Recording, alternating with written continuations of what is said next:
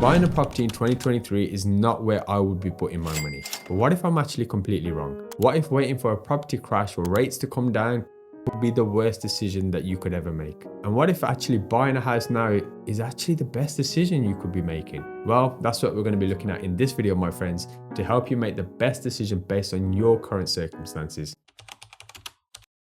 You see, it seems the opinions are split on a property crash. Some are expecting crashes as much as 35%, whilst others believe property will continue to rise. And then there's me, somewhere in the middle, thinking we're going to hit some sort of stumbling block and face some sort of correction. However, regardless of where you currently sit with your views, one thing we must look at in this video is why waiting to buy a house could be a big mistake. You see, I've openly stated I am no longer investing in buy-to-lets this year.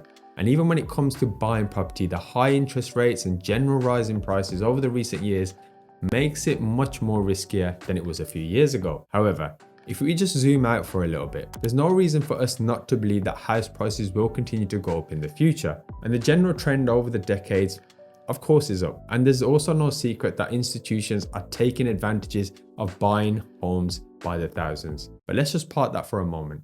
House prices are rising over time, and a simple answer as to why this will always be a common theme is that there A, isn't enough houses to meet supply, and B, you simply can't build more land. So essentially owning a property or a piece of land will always be a valuable asset. Now it's also worth noting how quickly house prices have risen in comparison to the average salary. A very important point. And the reason this is important, my friends, is because 20 years ago you could get the average property much easier than you could today. And 20 years before that, I'm going to argue it was even easier. And if someone's shaking their head thinking, I don't agree, let's just look at some basic figures, shall we? In fact, I won't even bore you with too many numbers.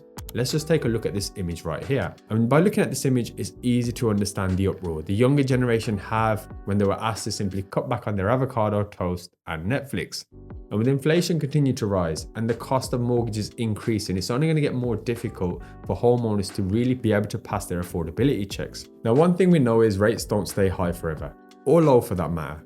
But the question or concern even we must ponder is, by the time rates stabilize or even begin to get close to what we've been seeing pre-pandemic, is how high will house prices be then? Will they become even further out of touch?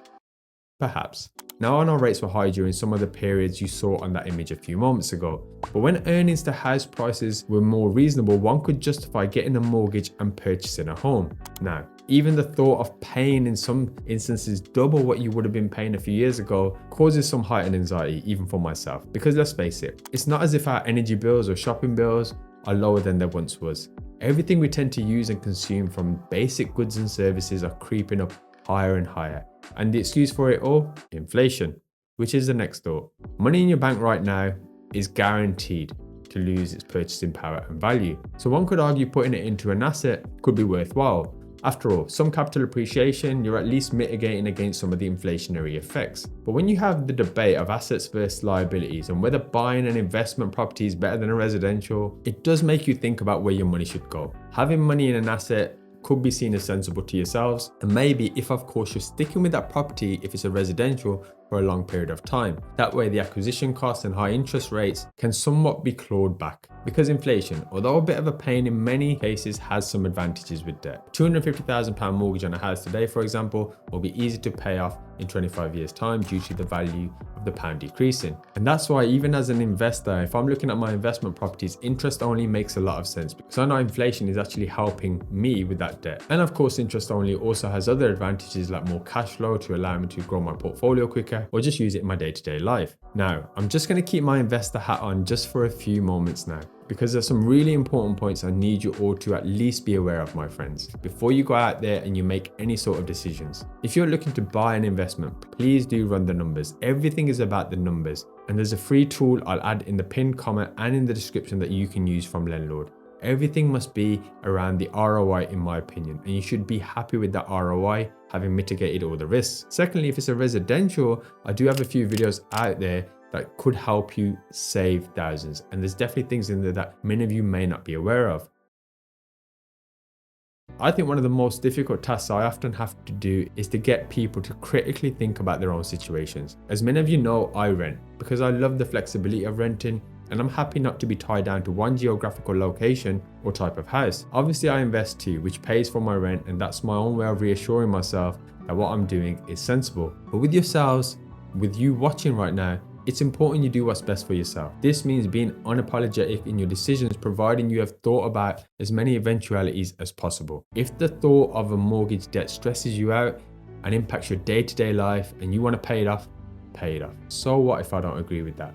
Similarly, if you hate the prospect of renting because it makes you feel uneasy and you feel the lack of stability is a major concern, get working towards getting on that ladder. You have to know your own risks, your preferences, and what makes best sense for you. Sometimes it's not all about finances, although I would urge you to at least do some sort of cost exercise. People often see rent as a complete waste, but rarely factor in the interest you pay on a mortgage, acquisition costs, refinancing, legals, etc. But one thing I would love to know, my friends, based on this video, is your thoughts. So let me know in the comments down below.